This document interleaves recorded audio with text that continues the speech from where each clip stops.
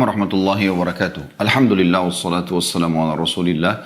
Segala puji dan puja kehadirat Allah Subhanahu wa taala, juga salawat dan taslim kepada Nabi besar Muhammad sallallahu alaihi wa ala alihi wa sahbihi wasallam.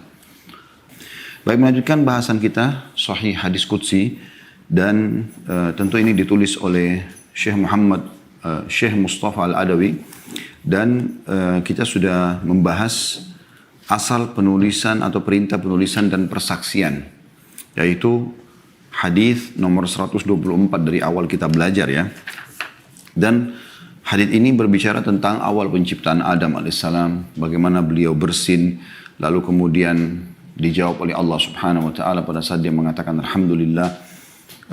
Kemudian juga pada saat itu Allah Subhanahu wa taala menyuruh Adam alaihissalam untuk pergi ke sekelompok malaikat untuk mengucapkan salam. Lalu mereka menjawab, lalu kata Allah Subhanahu wa taala, itu adalah ya, salam untukmu dan juga keturunanmu. Dan juga bagaimana diperlihatkan kepada Adam alaihissalam keturunannya, dan masing-masing ada catatan ya, di bagian wajahnya tentang umurnya. Dan sampai Adam alaihissalam melihat ada satu dari keturunannya umurnya cuma 40 tahun. Dan dia yang paling bercahaya, yaitu Daud alaihissalam. Maka Adam pun bertanya kepada Allah SWT. Allah mengatakan Allah telah tentukan 40 tahun. Lalu Adam mengatakan, ya Allah, berikanlah dia dari umurku ya, 60 tahun. Maka umur Adam AS ya, diberikan 60 tahun kepada Daud. Sehingga yang tadinya 1000 tahun umur dia itu berkurang. Sisanya 940 tahun. Nah, terakhir penutupannya adalah pada saat malaikat maut datang di umur 940 tahun Adam AS untuk mencabut ruhnya, maka dia pun berbicara dengan malaikat maut, kalau saya diberikan 1000 tahun, maka malaikat maut mengingatkan, engkau telah menghadiahkan 60 tahun umurmu untuk anakmu Daud. Maka pada saat itu sempat terjadi Daud, dalam riwayat ini dikatakan fajahadat dzurriyyatuhu. Maka pada saat itu dia coba mendebati malaikat maut, maka keturunannya pun akhirnya banyak yang berdebat. Wa nasiya fanasiyat dzurriyyatu. Kemudian Adam pun melupakan apa yang sudah dia berikan 60 tahun itu kepada Daud alaihi wassalatu wassalam, maka keturunannya pun jadi ada yang lupa ya. Qala famin yawma idzin umira bil kitabi wasyuhud. Maka mulai pada saat itulah diperintahkan agar ada penulisan dan juga persaksian. Ya, ini sudah kita bahas tentunya panjang lebar pada pertemuan yang lalu. Kemudian setelah saya telusuri, ternyata hadis nomor 125 dan 126 itu mirip dengan hadis ini, walaupun tidak sempat kita baca pada pertemuan sebelumnya. Maka saya akan bacakan, lalu kita akan masuk insya Allah ke bahasan kita. Saya akan bacakan 125 dan 126 dari hadis Qudsi ya. Jadi teman-teman yang pegang buku, maka kita akan baca karena ini mirip dengan penjelasan hadis nomor 124. Dan bahasan kita insya Allah pada pagi menjelang siang ini di 127 ya. Saya akan bacakan dulu 125 karena memang hadisnya ini walaupun menguatkan hadis 124 tapi belum kita baca. Nah, yaitu ucapan Allah SWT kepada Adam, yarhamukumullah, semoga Allah merahmatimu. Nomor 125, di sebelahnya ada tulisan sahih dari Anas bin Malik radhiyallahu anhu bahwasanya Rasulullah SAW bersabda, "Lamma nafakhallahu fi Adam ar-ruha, فبلغ الروح رأسه عطش فقال الحمد لله رب العالمين فقال له تبارك وتعالى يرحمك الله." Ketika Allah meniupkan ruh dalam diri Adam, lalu ruh tersebut sampai di kepalanya, maka dia bersin lalu berucap alhamdulillahi rabbil alamin. Maka Rabb tabaraka wa ta'ala, Rabb yang maha berkah dan maha tinggi, menjawab yarhamukallah, semoga Allah merahmatimu, diriwayatkan oleh Ibnu Hibban. Dan ini tentu sudah kita jelaskan pada pertemuan sebelumnya ya. Salah satu faedah yang kita ambil dari hadis adalah pentingnya untuk tashmid. Tashmid itu artinya menjawab dan mendoakan orang yang memuji Allah pada saat bersin. Jadi kalau teman atau kerabat Anda atau pasangan Anda atau orang tua Anda, siapa saja bersin, Anda kenal tidak kenal, apalagi di sini syaratnya dia muslim ya. Kalau dia mengatakan bersin alhamdulillah, Anda disunnahkan mengatakan yarhamkallah kalau laki-laki, yarhamkillah kalau perempuan ya. Jadi ini sunnah Nabi SAW, dan ini tashmid namanya, salah satu dari hak muslim terhadap muslim yang lain. Dan ini hadisnya Dan ini tentu tidak kita syarahkan lagi karena sudah kita jelaskan. Cuma hadisnya belum dibaca maka saya bacakan. Kemudian juga hadis selanjutnya 126 disebut dengan sanad sahih, judulnya Salam Penghormatan Kaum Muslimin. Ini juga sudah kita ambil pelajaran tentang keutamaan salam ya, pada hadis nomor 124. Saya bacakan hadisnya dari Abu Hurairah radhiyallahu anhu bahwa Rasulullah sallallahu alaihi wasallam bersabda, "Khalaqallahu Adam ala suratihi. طوله 60 ذراعا فلما خلقه قال اذهب فسلم على هؤلاء نفر من الملائكة جلوس فاستمع ما يحيونك فإنها تحيتك وتحية ذريتك فقال السلام عليكم فقالوا السلام عليك ورحمة الله فزادوه ورحمة الله فكل من يدخل الجنة على صورة آدم فلم يزل الخلق ينقص بعد حتى الآن." Allah Subhanahu wa ta'ala menciptakan Adam dalam bentuk rupanya, tingginya 60 hasta. Setelah menciptakannya, Allah berfirman kepadanya, maksudnya Adam 60 hasta tingginya, sekitar 27,5 meter atau 30 meter ya, kurang lebih seperti itu. Lalu Allah setelah menciptakan mengatakan, "Pergilah, lalu ucapkan salam kepada mereka," maksudnya segolongan malaikat yang sedang duduk. "Kemudian dengarlah salam yang mereka ucapkan kepadamu," maksudnya jawabannya. "Sebab itu adalah salammu dan salam keturunanmu." Lalu dia mengucapkan Assalamualaikum, artinya keselamatan untuk kalian. Adam alaihissalam mengucapkan kepada para malaikat. Mereka pun alaihissalam para malaikat menjawab Assalamualaikum, Assalamualaikum warahmatullah. Keselamatan juga untukmu dan ditambahkan padanya dan semoga Allah memberimu rahmat. Mereka menambahkan dengan warahmatullah. Setiap orang yang masuk surga berperawakan Adam. Manusia terus mengecil setelah Adam hingga sekarang. Hadis riwayat Bukhari Muslim. Jadi yang kita tidak beratkan adalah potongan hadis terakhir saja. Yaitu bagaimana Adam AS diciptakan 60 hasta. Sekitar 27,5 meter atau hampir mendekati 30 meter. Ya, tingginya jadi seperti sebuah bangunan besar ya. Kayak building gitu ya. Kemudian kata Nabi SAW, manusia terus mengecil. Sampai sekarang, maksudnya sampai di waktu beliau hidup. Ada juga yang mengatakan sampai menjelang hari kiamat. Makanya sekarang kalau ada orang yang tingginya 2 meter aja sudah dianggap tinggi sekali di zaman kita kan. 2 meter. Padahal di zaman Adam AS diciptakan 60 hasta. 27,5 meter. Jadi beda jauh sekali. Jadi masih sekitar 25 meter kurang lebih antara kita sama Adam AS. Beda jauh. 25 meter itu sangat tinggi. Anda kalau punya rumah, biasanya rumah itu normalnya tingginya kan 3 meter ya. Antara lantai ke atap. 3,5 meter. Kalau ada 5 meter itu sudah tinggi sekali. Nah, itu aja sudah luar biasa kalau ada manusia seperti itu. Bagaimana kalau dia ya 27,5 meter. Dan dipastikan bahwasanya kita akan kembali sebagai ahli surga ke perawakan Adam alaihissalam. Jadi nggak ada lagi orang yang pendek, nggak ada lagi orang yang jelek, nggak ada lagi orang yang tua, nggak ada lagi orang yang sakit pada saat masuk surga. Semoga Allah SWT menjadikan kita penghuninya. Baik teman-teman sekalian, kita akan masuk ke bahasan kita. Hadits nomor 127 dengan sanad sahih tentang Nabi Allah Yunus alaihissalam. Ini bahasan kita. Makanya ini ada temukan di flyer seperti itu ya. Dan insya Allah pertemuan akan datang juga kita akan bahas tentang kisah Musa bersama Khidir alaihissalam yang memang ditulis dalam bab kita setelahnya. Baik, saya akan bacakan sebuah hadits yang diangkat oleh beliau, yaitu hadits dari Abu Hurairah radhiyallahu anhu dari Nabi SAW bahwasanya dia, yakni Allah tabaraka wa ta'ala. Jadi hadisnya diskusi. Allah berfirman, "La yanbaghi li 'abdin li," dalam kurung wa qala ibnu Muthanna li 'abdi. Kemudian masuk ke tutup kurung lalu dikatakan ayyakula ana khairum min Yunus bin Matta alaihi salam.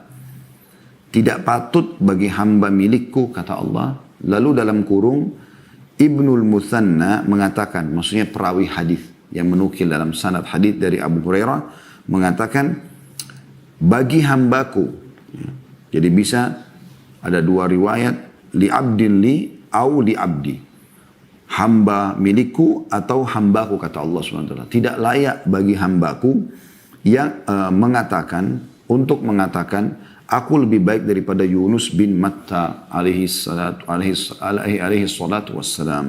Hadis riwayat Muslim dan Bukhari. Jadi hadis ini setelah saya lihat judulnya dan saya baca hadisnya, ternyata memang hadis ini berbicara tentang Nabi Yunus alaihissalam. Tepatnya keutamaan Yunus alaihissalam. Dan kita akan ambil insya Allah dua buah pelajaran dari hadis ini yang akan kita rincikan. Semoga Allah berkahi dan ikhlaskan niat kita dan memberikan sebagai ilmu tambahan buat kita, yaitu tentang kisah Yunus alaihissalam dan juga tentang masalah pentingnya tawadhu, merendah di dalam Islam. Baik teman-teman sekalian, saya akan coba bacakan dulu beberapa hadis ya, selain hadis qudsi ini yang mirip dengan hadis ini, yaitu hadis yang diriwayatkan Imam Bukhari. Kalau ada yang mau catat silakan, di nomor 3412 ya. Imam Bukhari meriwayatkan di nomor 3412 dan Imam Ahmad meriwayatkan di jilid 1 halaman 390. Imam Ahmad jilid 1 halaman 390, juga beliau ulangi di 440, beliau juga ulangi di 443. Yang bunyinya kata Nabi SAW, jadi hadis ini dari Sahih riwayat Bukhari.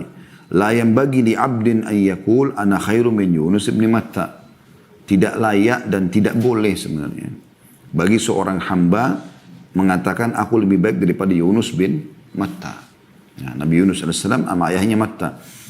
Juga dalam hadis yang lain, diriwayatkan juga oleh Bukhari dengan nomor yang sama 3412, jadi dari satu nomornya dan beberapa riwayat yang beliau nukil.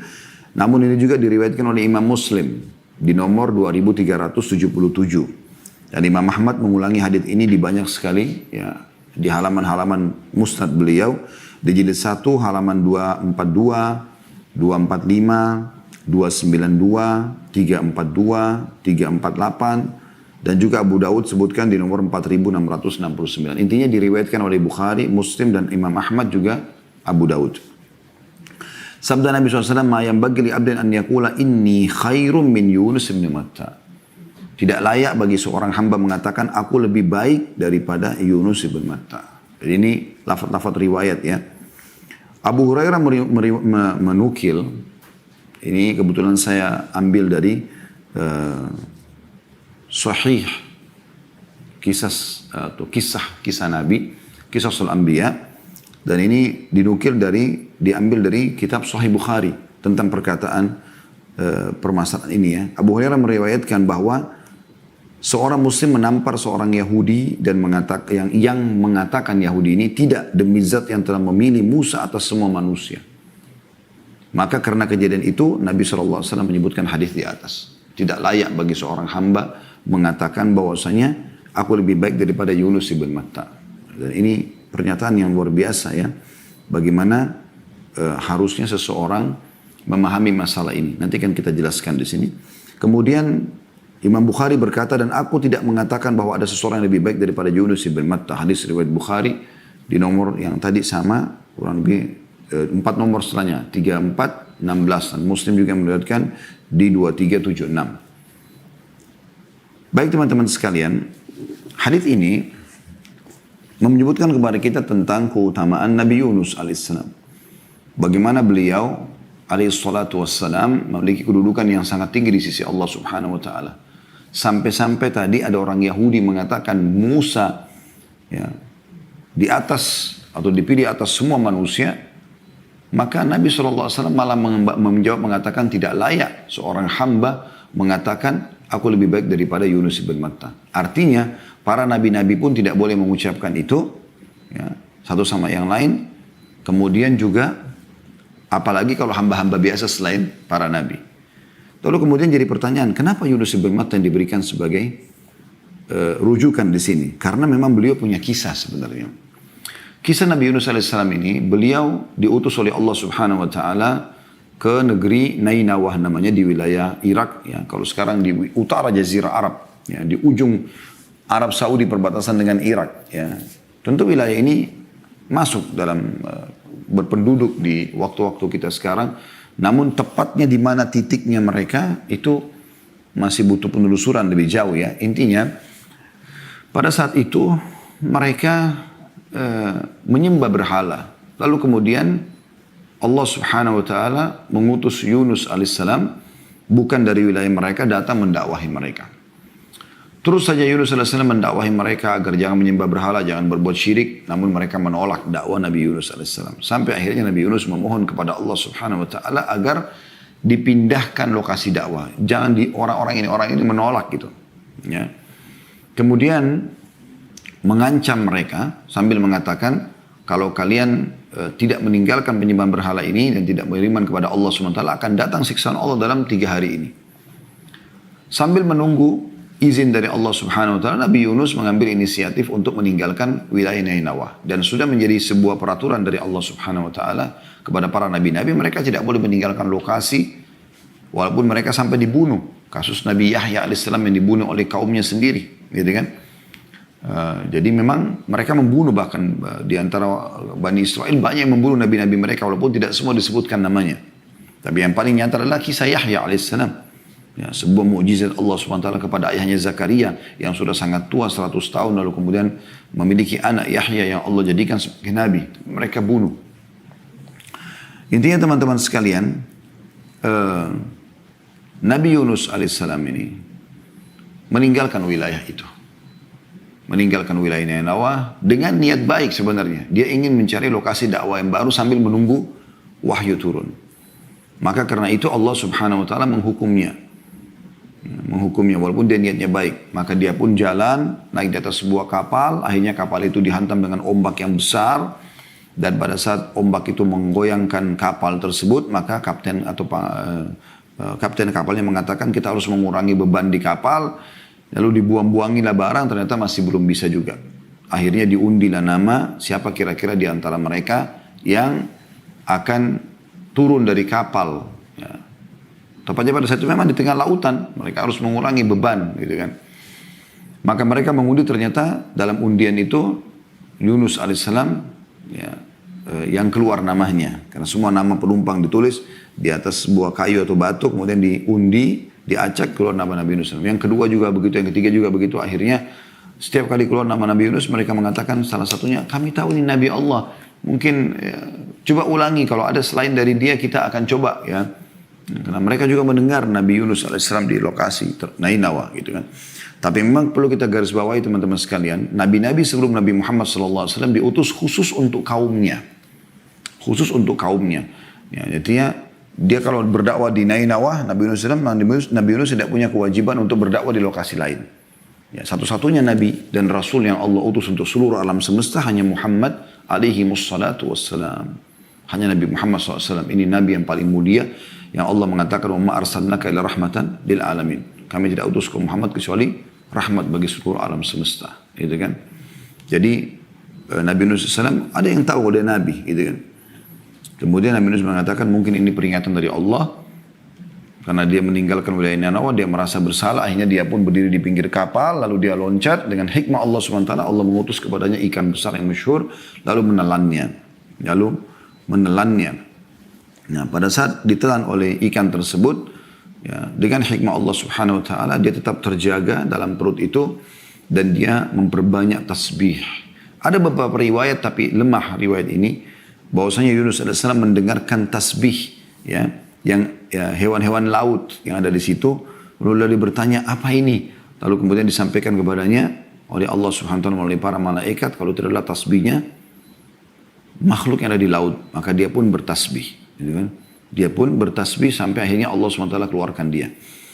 Tapi yang jelas dari umumnya ayat akan kita bacakan sebentar lagi insyaAllah, yaitu dia bertasbih kepada Allah Subhanahu Wa Taala. Dan ada riwayat sahih Nabi SAW mengatakan siapa yang membaca tasbihnya Yunus alaihissalam itu, atau nama lainnya Dhannun, ya, nama lain Yunus alaihissalam Dhannun, yaitu la ilaha illa anta subhanaka inni kuntu minadh dhalimin, maka akan diijabah doanya. Itu kata Nabi SAW dalam hadis sahih. Maka Yunus SAW terus mengucapkan kalimat ini, la ilaha illa anta subhanaka inni kuntu minadh dhalimin, la ilaha illa anta subhanaka inni kuntu minadh dhalimin.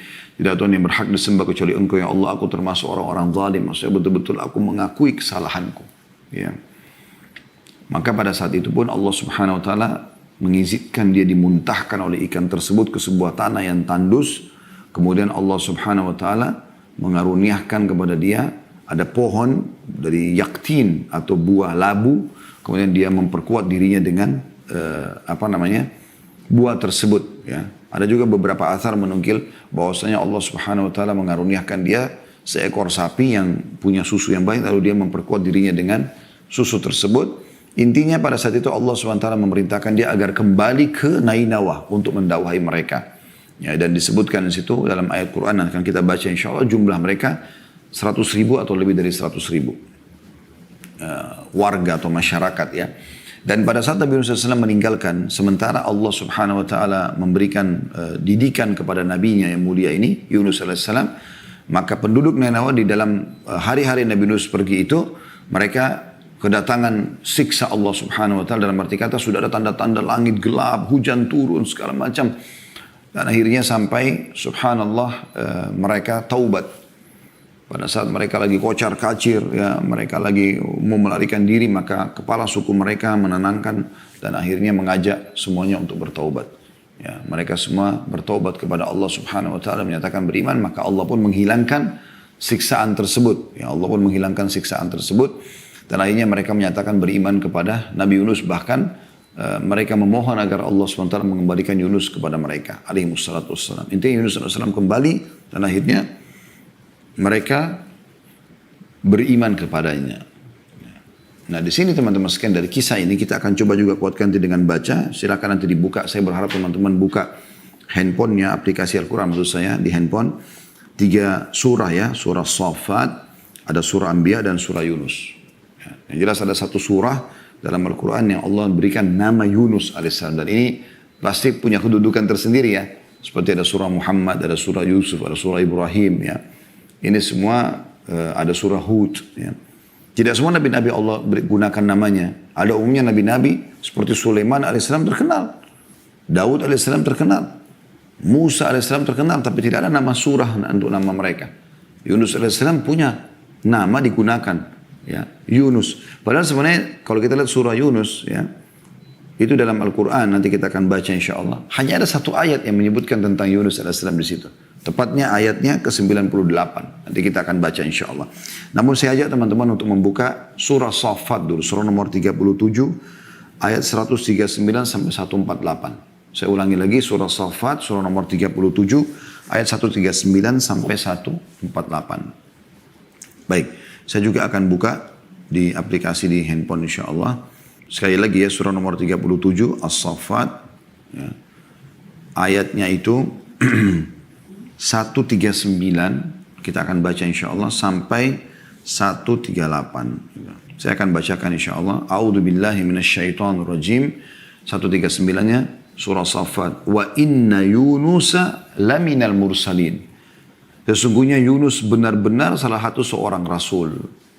Ya, salah satu seorang rasul. Jadi dipastikan memang dia adalah utusan Allah Subhanahu wa taala. Dan tentu nanti akan kita sebutkan teman-teman sekalian, untuk menjadi utusan Allah ini punya kelebihan. Allah SWT pilih mereka khusus. Bukan semuanya orang gitu. Yang paling suci hatinya, ya, yang paling sempurna fisiknya, yang paling sempurna jalur nasabnya. Bahkan mereka terkenal tidak pernah berbohong dalam hidup mereka. Orang yang paling bersih. Ayat 140-nya Allah mengatakan, "Idh abaqa ilal fulkil mashhun." Ingatlah. Makna ingat dalam Al-Quran maksudnya pelajarilah ya. Ketika ia lari ke kapal yang penuh muatan. Sudah saya kisahkan tadi ya. Kenapa dia lari ke kapal tersebut meninggalkan Nainawa. Kemudian 141-nya pada saat ombak menghantam kapal. Fasahama fakana minal mudhadhin. Kemudian ia ikut berundi lalu dia termasuk orang-orang yang kalah dalam undian. Maksudnya undian di sini bukan undian judi ya. Tapi berundi dalam arti kata siapa di antara mereka yang dilempar dari kapal. Maka ditaruhlah nama-nama orang ditulis di atas sebuah wadah kayu atau batu. Kemudian diacak dari semua orang-orang yang di atas kapal, maka keluarlah namanya Yunus alaihi salatu wassalam.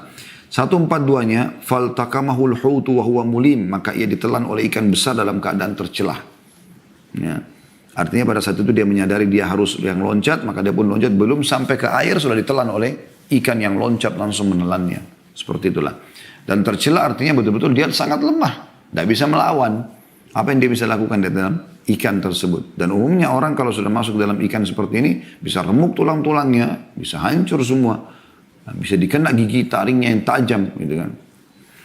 143-nya, falaula annahu kana minal musabbihin. Maka kalau sekiranya dia tidak termasuk orang-orang yang banyak mengingat Allah. Dan ini teman-teman pelajaran penting. Makin ada masalah Anda hadapi, harusnya makin dekat dengan Allah. Itu solusi terbaik. Makin banyak berzikir, berdoa, bertaubat. Itu yang dilakukan oleh Yunus AS.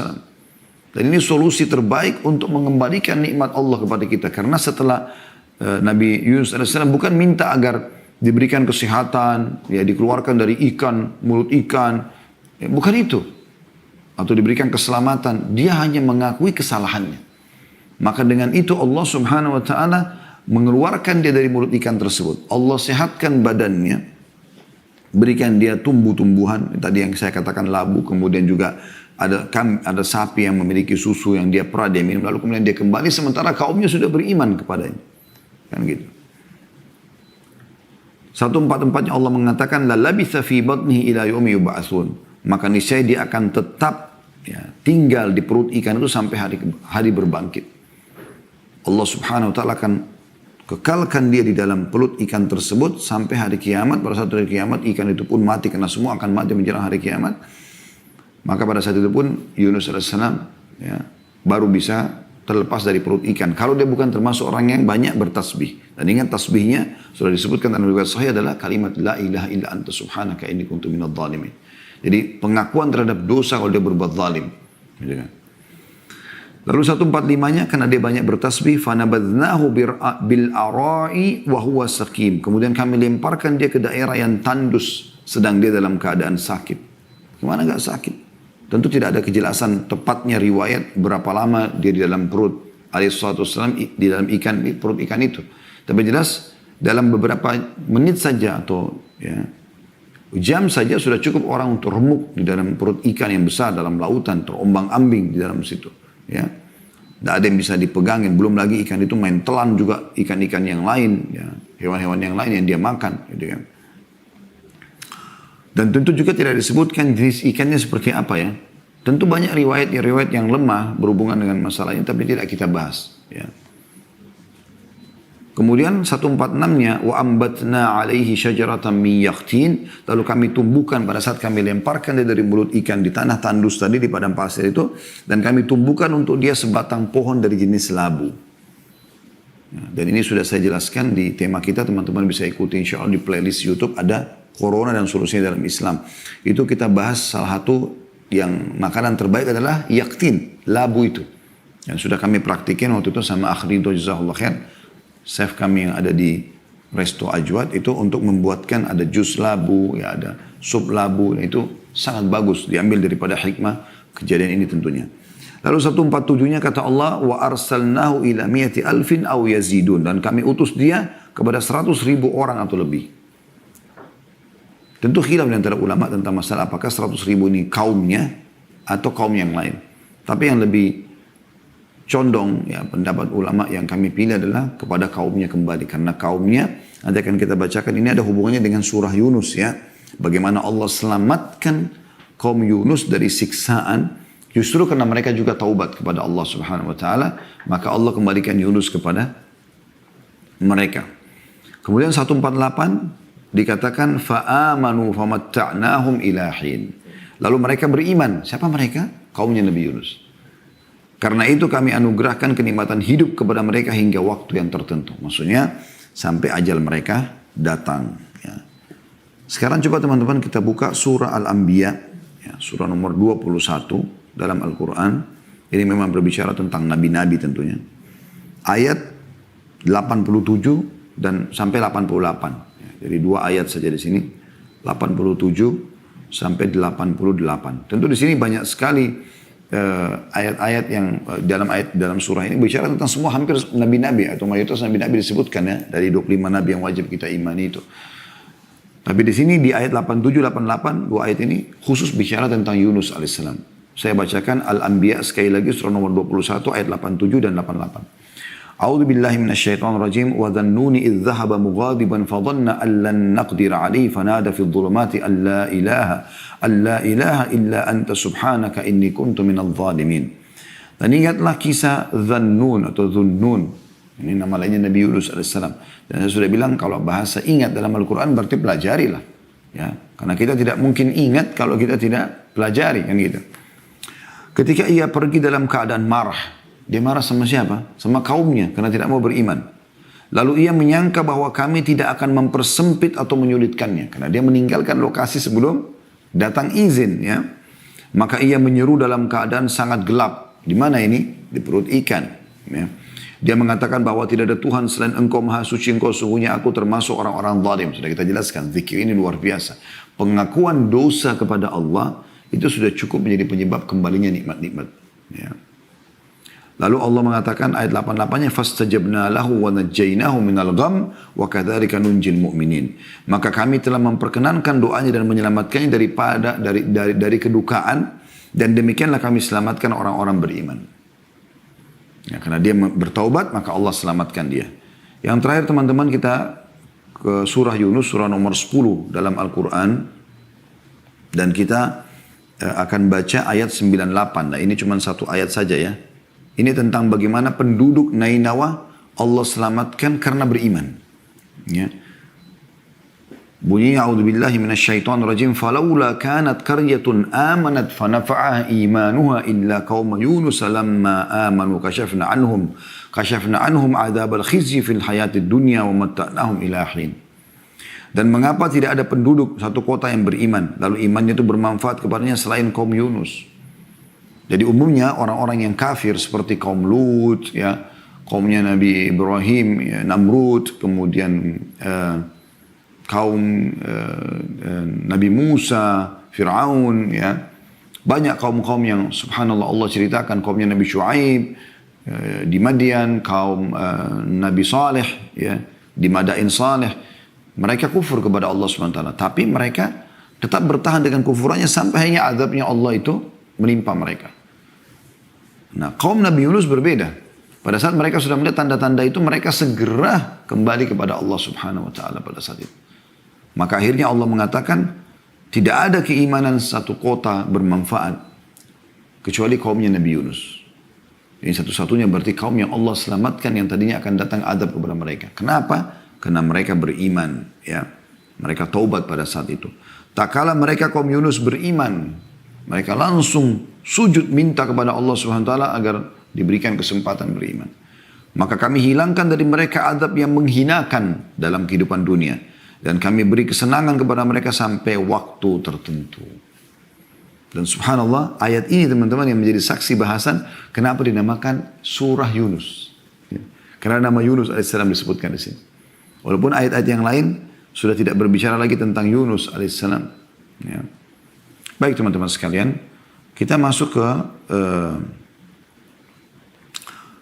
poin penting dalam masalah ini. Masih dalam, atau saya mungkin tadi mengatakan 2 pelajaran, saya jadikan 3 pelajaran ya. Jadi yang pertama ini kisah sebenarnya, kisah Yunus alaihissalam. Dan kedua adalah kedudukan para nabi-nabi sendiri. Kedudukan para nabi-nabi sendiri. Baik, teman-teman sekalian, nabi-nabi ini memang adalah pilihan-pilihan Allah Subhanahu wa taala. Mereka pilihan Allah Subhanahu wa taala. Mereka memang orang-orang yang terpilih dan keistimewaannya luar biasa gitu. Luar biasa keistimewaan mereka. Ya. Di antara yang bisa kami simpulkan dari keistimewaannya para nabi-nabi itu,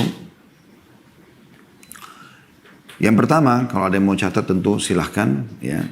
Allah Subhanahu wa taala memilih para rasul dan nabi yang memiliki fisik dan paras wajah lebih daripada manusia biasa.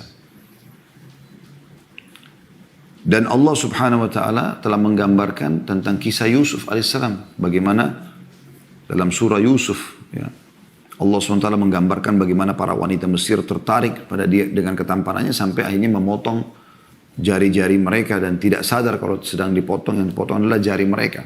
Anda bisa kembali kepada surah Yusuf. Begitu juga dengan bagaimana Allah gambarkan kekuatan fisik yang Allah berikan kepada Musa AS pada saat mengangkat batu sendirian di wilayah Madian, yang tadinya harus diangkat dengan 10 orang. Ya. Nah, ini contoh, dan bagaimana juga itu digambarkan kepada Nabi tentang Nabi SAW. Ka'ab bin Malik radhiyallahu anhu berkata, bagaimana beliau mengatakan bahwasanya saya pernah melihat bulan purnama sangat indah dan saya tertarik sampai tidak mau mengalihkan pandangan mata saya, dan kebetulan itu di depan rumah Nabi SAW. Kemudian tiba-tiba terdengar suara pintu rumah Nabi SAW. Saya pun mengarahkan wajah saya ke rumah Nabi. Ternyata Nabi lagi keluar SAW. Dan beliau baru selesai mandi, menyisir rambutnya dengan rapi. Maka saya temukan Nabi lebih indah daripada bulan itu. Ya. Bagaimana juga Ali bin Abi Thalib mengatakan, kalau kami sedang mengalami tekanan dalam peperangan, medan perang, maka kami semua berlindung di belakang Nabi SAW. Jadi Allah berikan kelebihan mereka. Juga Allah Subhanahu Wa Taala itu bisa kita bahasakan yang pertama ya, Allah berikan kelebihan fisik dan juga paras wajah ya. Yang kedua Allah mengaruniakan mereka akhlak yang mulia. Ya. Jadi para nabi-nabi ini terjaga semuanya dari akhlak-akhlak yang buruk. Ya. Anda bisa kembali ke kajian sirah nabawi kami sudah sebutkan itu, bagaimana Nabi Muhammad SAW sebelum diutus menjadi nabi, itu beliau sendiri memang tidak pernah bisa untuk melakukan perbuatan-perbuatan yang tanda kutip akan dianggap tercela. Seperti pernah dalam sebuah kisah saya sebutkan waktu itu, dan dinukil dalam beberapa buku sirah, ya, tentang bagaimana Nabi Muhammad SAW waktu sedang mengembala kambing, teman-teman pada cerita, teman pengembala kambing yang lain, kalau ada acara perkawinan di sana dan ada begini dan begitu. Dan kebetulan acara perkawinan mereka sudah tahu ada perempuan menari, ada musik-musik gitu kan. Maka Nabi Muhammad SAW mengatakan, saya coba akan melihatnya. Ini sebelum masa kenabian. Namun subhanallah beliau tertidur. Ya, di hari kedua juga begitu, sampai hanya beliau di hari ketiga mengatakan, kalau begitu memang saya tidak akan pernah melihat acara seperti ini. Jadi Allah SWT menjaga mereka. Jalurnya tuh, jalur nasabnya, mereka terjaga dengan akhlak yang mulia. Makanya Allah menguji Nabi Muhammad SAW, wa innaka la'ala khuluqin azim. Maksudnya kau memiliki akhlak yang mulia. Dan ini semua tentu tujuannya supaya mereka bisa menyampaikan dakwah yang benar. Nah, mereka jadi suri teladan yang baik, mereka santun, mereka ramah, mereka penyabar. Waktu Nabi Muhammad SAW diganggu oleh sebagian orang Badui yang ingin memaksa beliau untuk meminta harta dengan cara kasar, sudah minta uang, lalu kasar, kata Nabi SAW, semoga Allah merahmati saudaraku Musa. Beliau sebutkan Musa, ya. Dia telah disakiti lebih daripada ini, lalu dia bersabar. Artinya mereka punya sifat akhlak yang mulia, penyabar itu. Yang ketiga teman-teman sekalian, mereka memiliki jalur nasab yang mulia dan terpandang. Ya, terpandang. Ini kedudukan tersendiri lagi. Ya, jadi tidak ada mereka itu dari anak zina, tidak jelas statusnya, semua pasti jalurnya bagus. Yang keempat, para nabi-nabi itu memang orang-orang yang sangat cerdas. Ya. Bagaimana disebutkan dalam Al-Quran kisah tentang Ibrahim AS pada saat berargumentasi, ya, menghadapi Namrud. Bagaimana Musa AS dengan Harun AS pada saat menghadapi Fir'aun berargumentasi depan mereka. Bagaimana Nabi Muhammad SAW menghadapi mereka, ya, orang-orang Quraisy, orang-orang munafik, ya. Sampai pernah ada orang munafik sudah jelas-jelas, ya, yang luar biasa mereka coba, ya,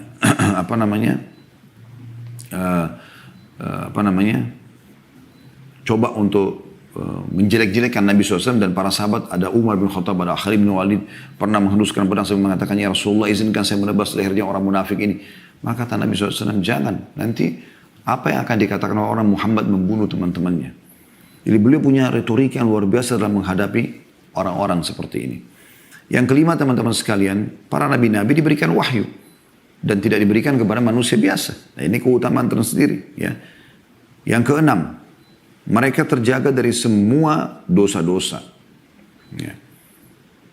Kemudian yang ketujuh, pada saat tertidur, hati mereka tetap terjaga. Berbeda dengan manusia biasa, kalau tidur maka mereka sudah melupakan yang lain. Ya. Makanya Nabi SAW mengatakan tidak ada seorang Nabi pun yang mau meninggal kecuali Allah tawarkan kepada dia. Apakah dia ingin dipanjangkan umurnya, termasuk beliau SAW. Ya. Pada saat beliau mau wafat, dinukil dalam beberapa riwayat yang sahih, kalau beliau ditawarkan untuk dipanjangkan umur sampai menjelang hari kiamat sambil memimpin dunia, atau beliau memilih untuk kembali kepada Allah Subhanahu wa taala, maka beliau mengucapkan bari rafiqul a'la sambil menuju ke langit. Maksudnya dia lebih memilih untuk kembali kepada Tuhannya sallallahu alaihi wa ala alihi wasallam. Yang kedelapan, pada saat nyawa mereka mau dicabut, maka Allah berikan pilihan. Ini keutamaan tersendiri tentunya, ya. Ya. Sudah saya ceritakan tadi. Yang kesembilan, jasad mereka tidak dimakan oleh tanah, tidak hancur. Kemudian yang kesepuluh, mereka mewariskan, ya, ilmu. Dan mereka tidak mewariskan harta. Makanya Nabi SAW mengatakan, al-ulama warathul anbiya. Sesungguhnya para ulama pewarisnya para nabi. La yuwarithu dinar wala dirham. Dan para nabi-nabi tidak pernah mewariskan dirham dan dinar. Wa innama warathul ilm. Tapi mereka mewariskan ilmu. Wa man akhadha bihadzin wafir. Siapa yang berhasil mengambil ilmu dari para nabi itu, maka dia telah mendapatkan banyak sekali keberuntungan dalam hidup. Kemudian juga kelebihan yang lain yang saya lupa tadi, mungkin 10 atau 11 ya, dimakamkan di tempat mereka wafat.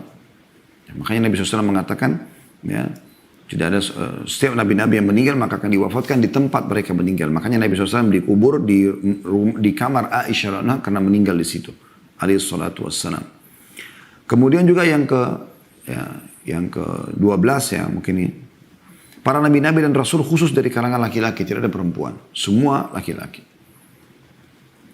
Kemudian yang ke-13 adalah mereka adalah orang-orang yang merdeka dan bukan budak. Jadi tidak ada mantan budak segala macam. Kalau ulama ada.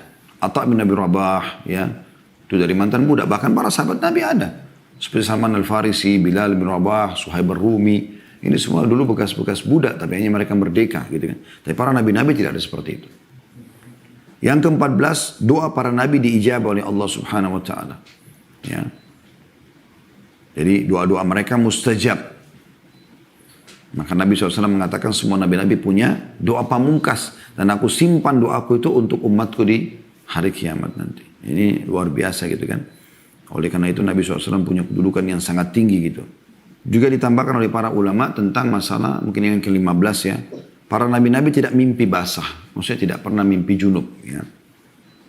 Karena ini berasal dari syaitan umumnya. Ya. Dan siapapun yang mimpi nabi, maka dan mimpi-mimpi mereka semua benar. Kalau nabi mimpi berarti benar. Bukan seperti kita digoda oleh syaitan. Seperti contoh Nabi Ibrahim AS pada saat mimpi menyembelih anaknya Ismail dalam Al-Quran diceritakan. Itu mimpi benar. Dan Allah mengatakan, Qad saddaqta ar-ru'ya. Hai Ibrahim, kau telah mempercayai mimpi itu. Bagaimana Yusuf AS di kecilnya mimpi melihat matahari, bulan, bintang, sujud kepadanya. Dan itu benar. Ya. Bagaimana Nabi Muhammad SAW mimpi berulang-ulang kali. Banyak yang beliau mimpikan. Maka itu juga termasuk mimpi-mimpi yang benar. Nah, ini keutamaan-keutamaan para nabi. Makanya kita teman-teman tidak boleh jadi seorang da'i, kemudian kita menganggap diri kita lebih baik daripada Yunus ibn Matta. Karena Nabi Yunus meninggalkan lokasi dakwah lalu Allah hukum. Tidak boleh sama sekali kita membahasakan itu. Baik, kita tutup teman-teman dengan faedah yang ketiga, yaitu pentingnya tawadhu.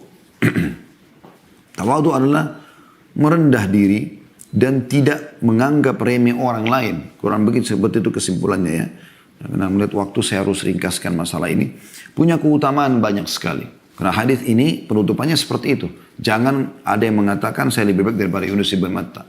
Kalau Allah SWT menjadikan ada seorang da'i, orang yang didengar nasihatnya, maka bersyukurlah kepada Allah. Ikhlaskan niat supaya bisa mendapatkan pahala. Di mana Nabi SAW bersabda, "Ma naqasat sadaqatun min malin wa ma zadallahu 'abdan bi afwin illa 'izza wa ma tawadha ahadun lillahi illa rafa'ahullah." Ya. Sedekah tidaklah mengurangi harta. Tidaklah Allah menambahkan kepada seorang hamba sifat pemaaf, melainkan akan semakin memuliakan dirinya. Dan juga tidaklah seseorang memiliki sifat tawadhu atau rendah hati, karena Allah, melainkan Allah akan meninggikannya. Hadis riwayat Imam Muslim. Dan ini hadis yang mulia sekali. Bagaimana kalau orang merendah karena Allah SWT, makin Allah berikan ilmu, makin Allah berikan harta, maka makin dia merendah. Bukan makin sombong. Ya, jadi itu diambil dari pelajaran ini. Ya. Begitu juga dengan sabda Nabi SAW dalam hadis riwayat Muslim, wa inna Allah auha ilayya an tawadhu. Allah mewahyukan kepadaku agar kalian semua saling bertawadhu, hatta la yafkhar ahadun ala ahadin wa la yabghi ahadun ala ahad. Janganlah seseorang menyombongkan diri satu sama yang lain, ya, itu wahyunya Allah kepada Nabi Muhammad SAW. Dan jangan juga Allah mewahyukan kepadaku agar kalian semua memiliki sifat tawadhu, merendah, gitu kan. Dan jangan sampai berbangga diri atau menyombongkan diri terhadap orang lain dan melampaui batas terhadap orang. Agar jangan sampai melampaui batas orang. Jadi banyaknya orang melampaui batas, mengambil hak orang lain justru karena masalah tidak tawadhu. Ya, tidak tawadhu. Dan ini cukup banyak contoh dari Nabi SAW bagaimana beliau sangat bertawadhu. Sangat bertawadhu. Baik teman-teman sekalian, mohon maaf ini karena sudah masuk waktu ya duhur. Ada pertanyaan-pertanyaan yang masuk, saya belum bisa membaca pertanyaan ini. Yang saya harapkan adalah teman-teman bisa mengambil pelajaran dari sini. Tentu kita tidak mungkin menunda sholat kita karena kita juga akan mengejar awal waktu. Sekali lagi saya mohon maaf karena belum bisa membaca pertanyaan pada kesempatan ini. Semoga insya Allah di lain waktu kita bisa membaca itu. Subhanakallahumma bihamdika asyhadu an la ilaha illa anta astaghfiruka wa atubu ilaik. Wassalamualaikum warahmatullahi wabarakatuh.